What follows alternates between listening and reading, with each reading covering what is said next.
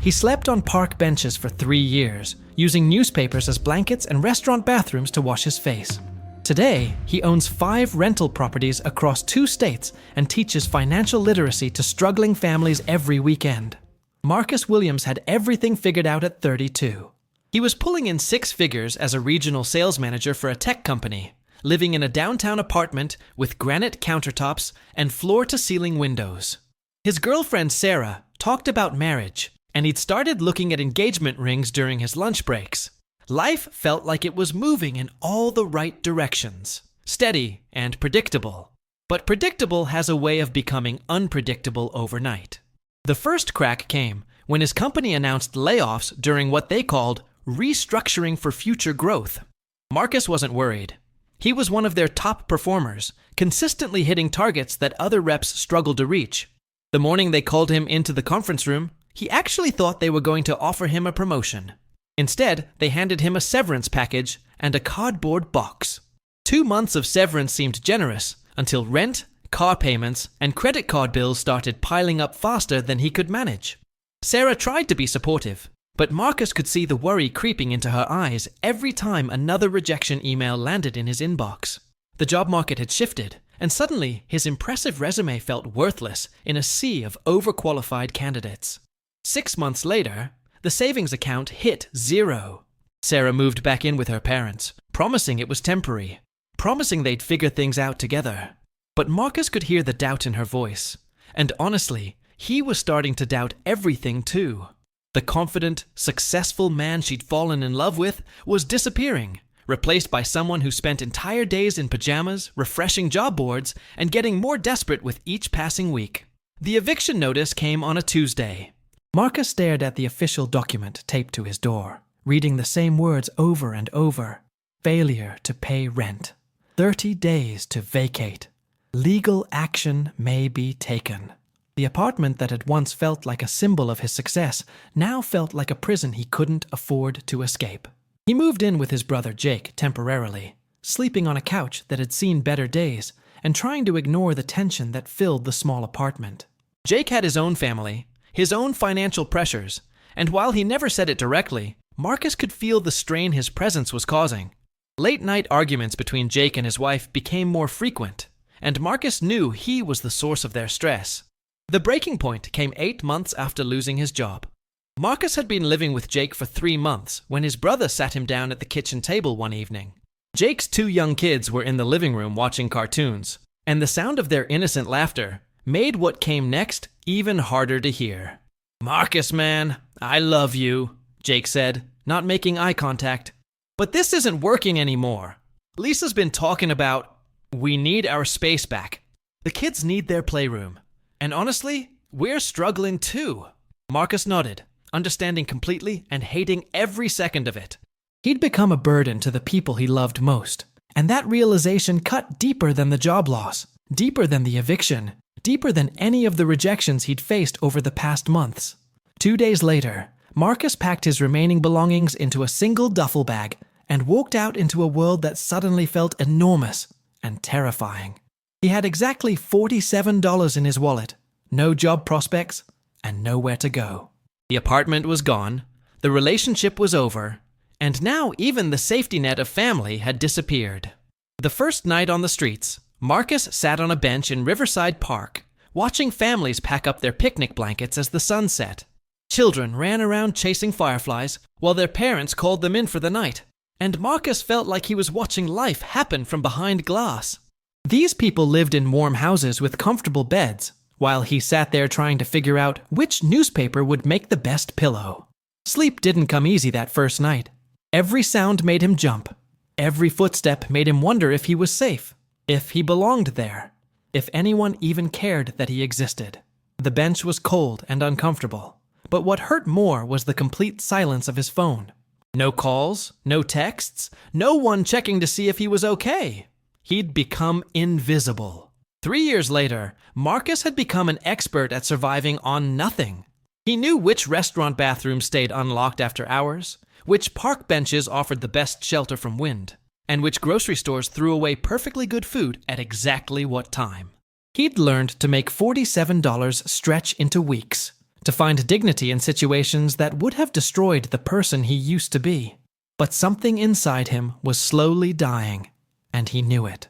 The morning that changed everything started like any other.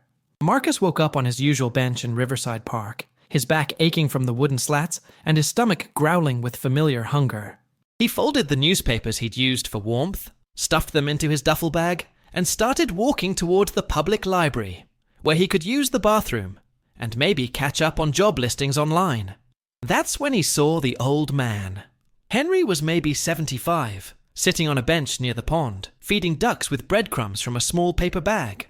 What caught Marcus's attention wasn't the man himself, but the fact that he was there every single morning. Same time, same bench, same routine. In 3 years of wandering these same paths, Marcus had never noticed him before. But suddenly, he was everywhere. Over the next few weeks, Marcus found himself gravitating toward Henry's bench, not close enough to intrude, but near enough to observe. The old man had a calmness about him that Marcus envied, a sense of purpose even in something as simple as feeding ducks. While Marcus felt like he was drowning in chaos, Henry seemed anchored to something solid. One morning, Henry looked up and caught Marcus watching. Instead of turning away, or calling security like most people did when they noticed Marcus, Henry simply nodded and continued with his routine. The next day, he did the same thing. By the third day, he patted the space next to him on the bench. Marcus hesitated. He'd spent 3 years trying to be invisible, trying not to burden anyone or make anyone uncomfortable with his presence. But something about Henry felt different, felt safe in a way that Marcus had almost forgotten existed. "Coffee's getting cold," Henry said simply, pointing to a second cup sitting on the bench beside him. That's how their conversation started. Henry never asked invasive questions, never demanded explanations for why Marcus was there, or how he'd ended up sleeping rough. Instead, he talked about simple things: the weather, the ducks, the changing seasons.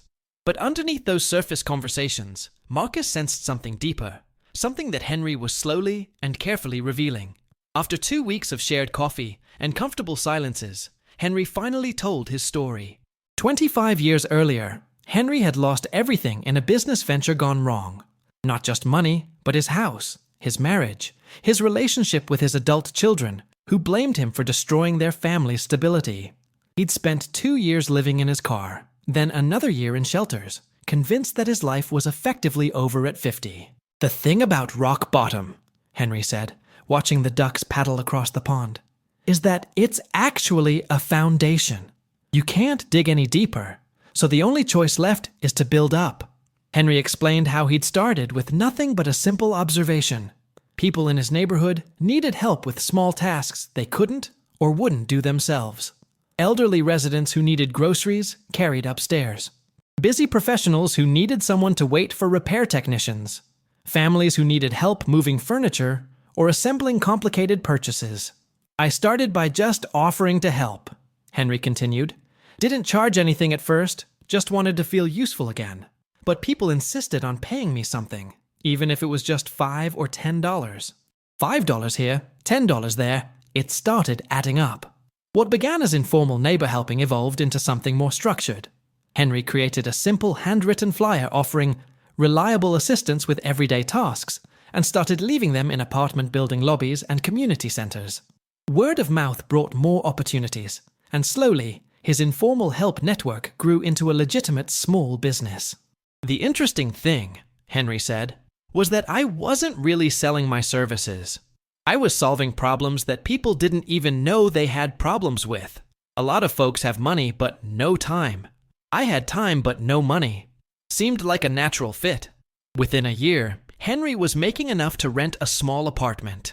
Within 2 years, he had a steady roster of regular clients and was making more than he'd need just to survive. But the real breakthrough came when he realized that his clients weren't just individuals. They were small business owners who needed the same kind of reliable support for their companies.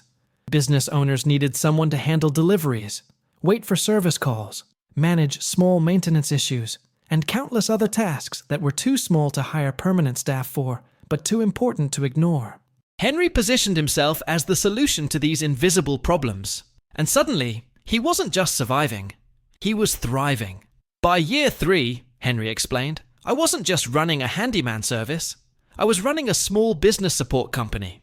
I had contracts with local restaurants, retail stores, and professional offices.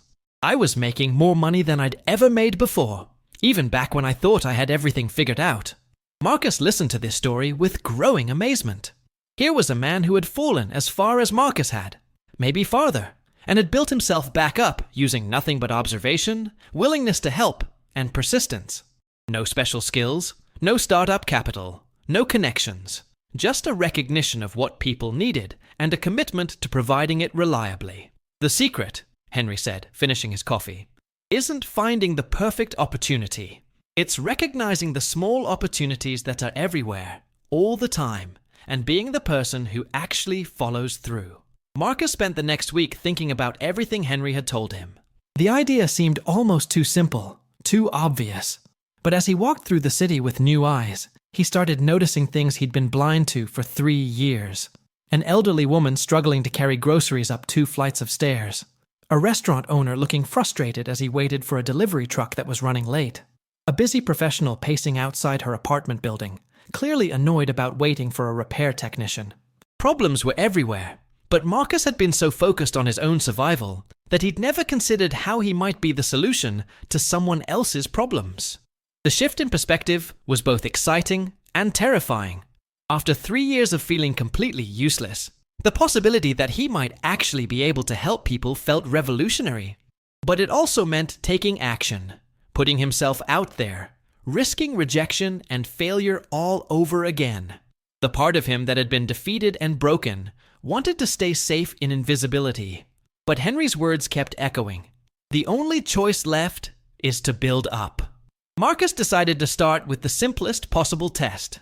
He spent 2 days observing foot traffic around a busy shopping district, looking for patterns and problems. What he noticed was that lunch hour created chaos for local restaurants. Delivery drivers couldn't find parking, customers waited too long for takeout orders, and restaurant staff looked overwhelmed trying to manage both dine-in and pickup orders simultaneously. On a Thursday morning, Marcus walked into a small sandwich shop during their busiest lunch hour. The owner, a middle-aged woman named Carmen, was clearly stressed as she tried to coordinate 3 different roles: taking orders, managing the kitchen, and handling an angry customer whose pickup order had been delayed. Marcus waited until the rush died down, then approached Carmen with a simple question. "What's the hardest part of your lunch rush?" Carmen looked surprised by the question, probably because customers usually complained rather than asked how they could help. After a moment's hesitation, she explained that coordinating pickup orders was killing them. Customers would arrive early and get frustrated waiting, or arrive late and get angry that their food had been sitting there getting cold. What if someone could manage just the pickup coordination? Marcus asked. Stand at the front, communicate with customers about timing, keep the pickup area organized, maybe even run orders out to customers who are illegally parked outside.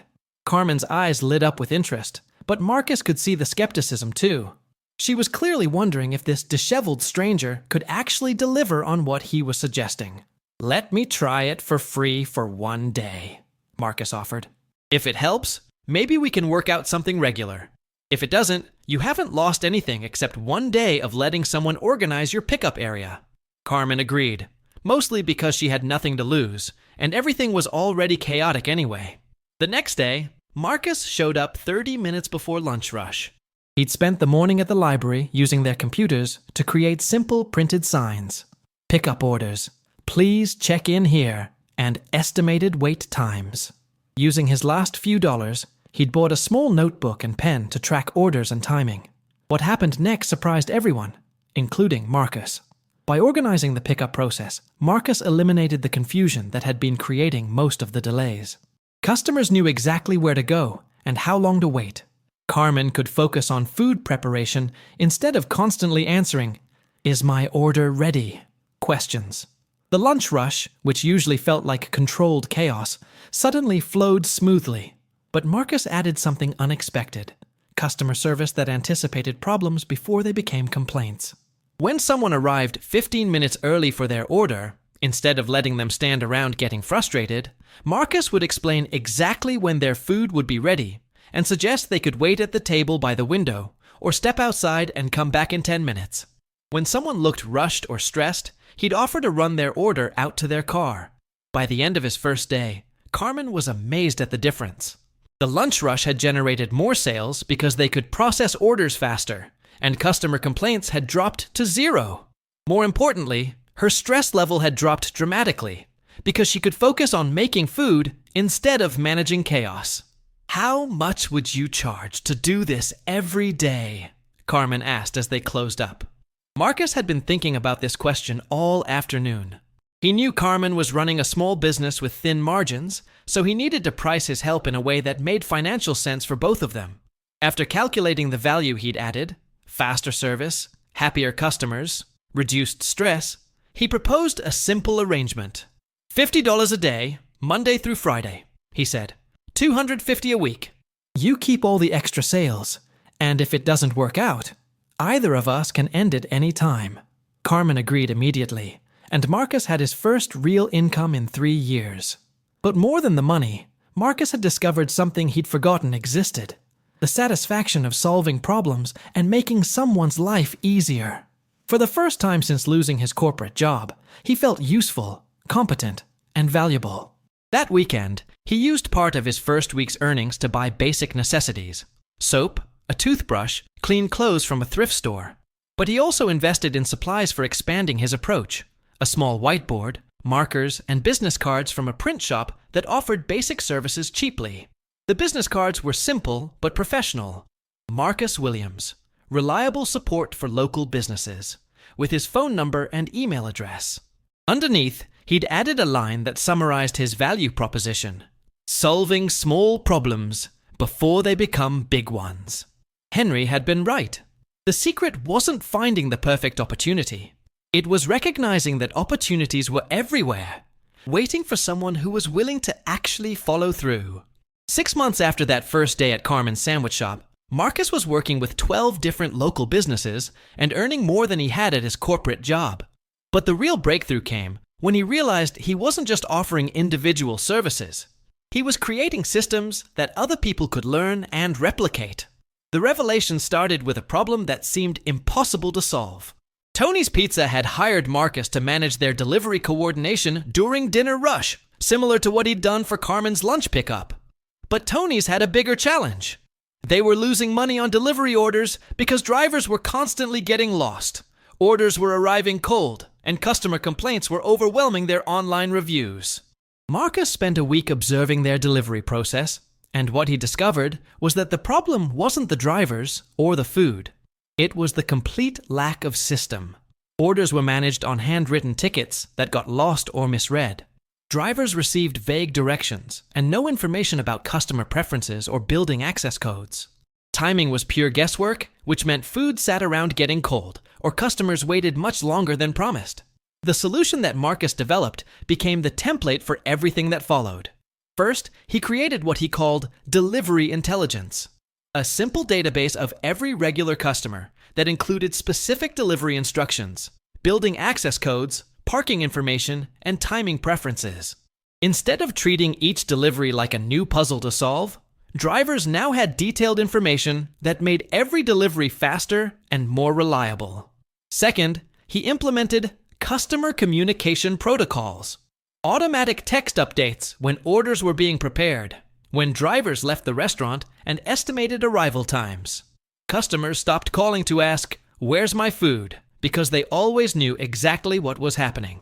Third, he established quality control checkpoints. Every order was double-checked before leaving the restaurant, drivers confirmed orders upon arrival, and customers received follow-up texts asking about their experience and offering easy ways to provide feedback. The results were immediate and dramatic. Average delivery times dropped by 20 minutes. Customer complaints dropped to nearly 0. Most importantly, positive online reviews started pouring in, which brought more customers, which meant more delivery orders, which meant Tony could afford to pay Marcus significantly more for creating such an effective system. But here's where Marcus made the crucial realization that transformed everything. Other restaurant owners started asking how Tony had solved his delivery problems. Instead of keeping the system secret or seeing other restaurants as competition, Marcus recognized a massive opportunity. Every restaurant in the city had the same delivery challenges that Tony had faced. Instead of working for just one restaurant, Marcus could license his system to multiple restaurants and earn recurring revenue from the value he'd created. This is where Marcus discovered the real method that changed his life: systematic problem solving that created scalable value. He spent 2 weeks documenting everything he'd learned from Tony's Pizza into what he called the Delivery Excellence System: detailed procedures, templates, training materials, and implementation guidelines that any restaurant could use to transform their delivery operations. Then Marcus made a proposition to restaurant owners throughout the city. "I'll implement this proven system in your restaurant for a one-time setup fee, plus a monthly service fee for ongoing support and system updates. You'll see improved delivery times, happier customers, and increased online reviews within 30 days.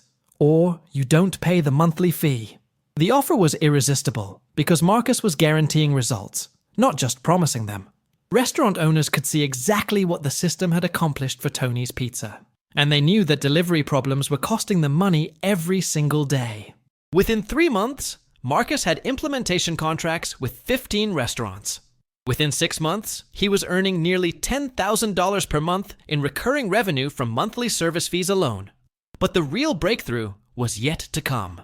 Marcus realized that his systematic approach to solving business problems could be applied far beyond restaurant delivery. Small businesses everywhere struggled with similar challenges: disorganized processes, poor customer communication, lack of quality control, and no systems for continuous improvement. He expanded his approach into what he called small business system solutions: comprehensive analysis of business operations, identification of efficiency problems, development of custom solutions, and ongoing support for implementation and improvement. The methodology was always the same: observe carefully, document problems precisely, design simple solutions that anyone could follow, test thoroughly, and then scale the solution to other businesses with similar challenges. Marcus's client base expanded from restaurants to retail stores, service businesses, professional offices, and even non-profits. Each client contract generated both immediate implementation revenue and ongoing monthly support fees. More importantly, each successful implementation became a case study that attracted new clients who wanted similar results. By the end of his first year building systems, Marcus was earning more than $15,000 per month and had a waiting list of businesses wanting to work with him. He'd moved from helping individual businesses stay organized to becoming the go-to solution for small business operational challenges throughout the city. The method that changed Marcus's life wasn't revolutionary or complicated.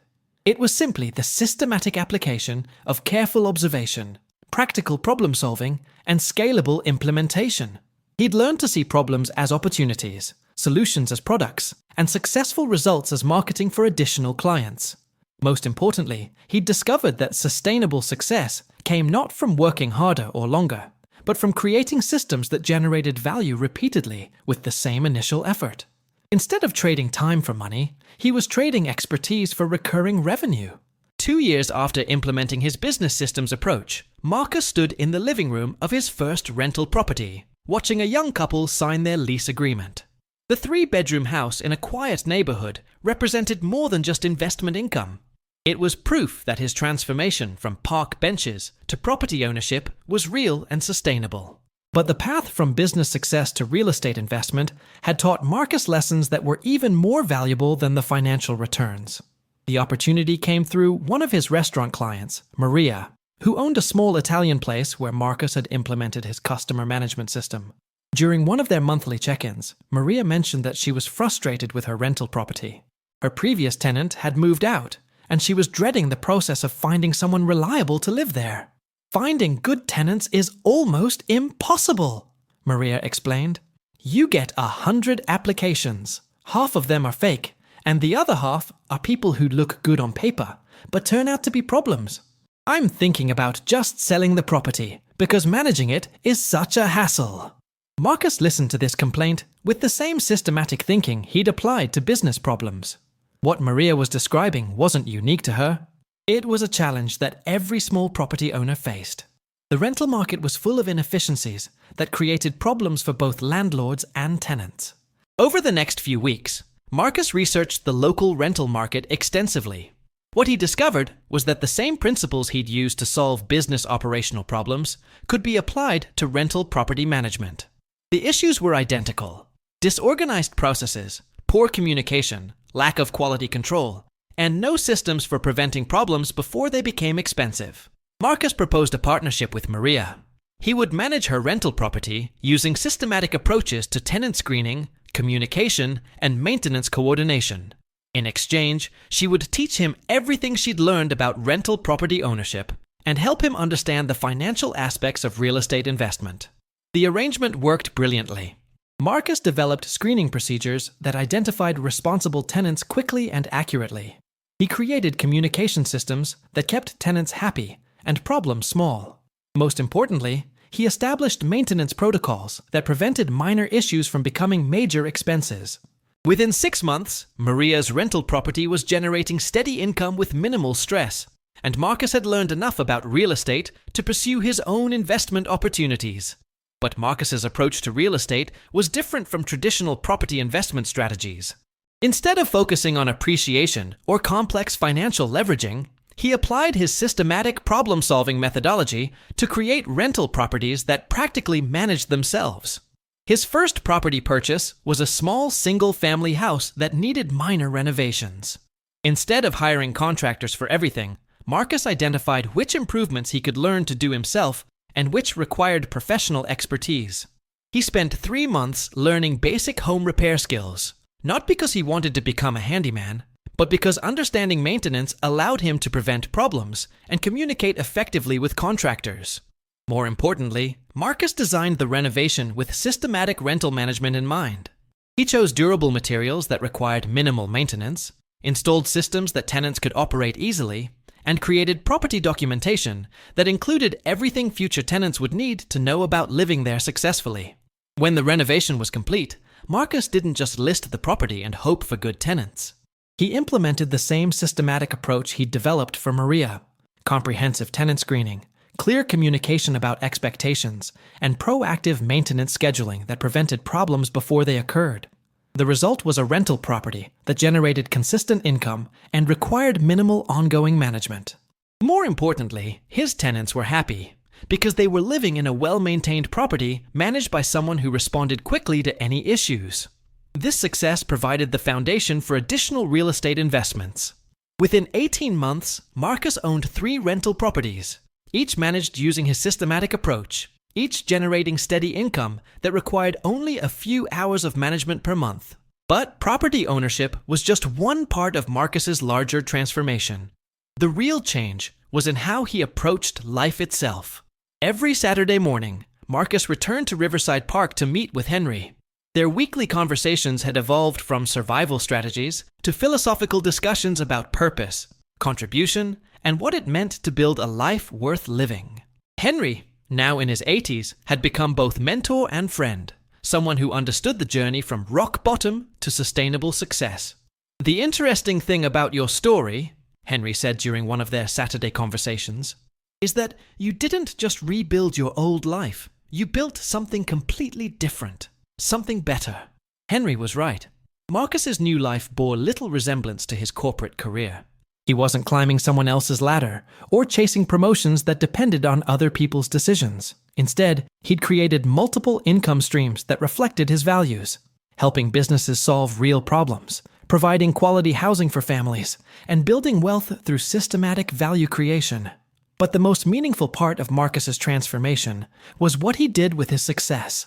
Every Sunday, Marcus volunteered at the community center, teaching financial literacy classes for people experiencing homelessness or financial crisis. His curriculum wasn't theoretical. It was based entirely on his personal experience of falling completely and building back up using practical, systematic approaches. "The first thing to understand," Marcus would tell his classes, "is that your current situation is not your permanent situation. But changing it requires more than just wanting something different. It requires systematic action based on careful observation of real opportunities."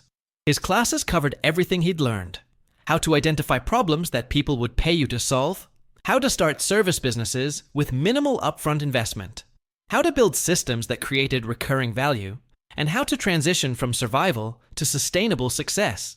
But Marcus's favorite part of teaching was helping people recognize that their experiences of loss and struggle weren't just painful episodes to forget.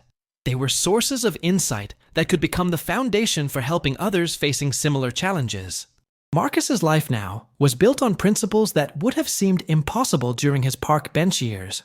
Reliable income from multiple sources, residential properties that appreciated in value while generating monthly cash flow, and work that felt meaningful because it solved real problems for real people. Most mornings, Marcus woke up in his own apartment, made coffee in his own kitchen, and looked out windows that he owned. But what made him happiest wasn't the financial security. It was the sense of purpose that came from building something valuable, something that made other people's lives easier and better. The man who had once felt completely useless now helped dozens of businesses operate more efficiently, provided quality housing for several families, and taught survival and success strategies to people who needed hope more than anything else. Marcus's story proves that rock bottom isn't the end of the story. It's just the foundation for building something better. End of the story. Leave a like, subscribe to the channel so you don't miss the next stories of overcoming, and leave your comment below. Your message might brighten someone's day. See you in the next video.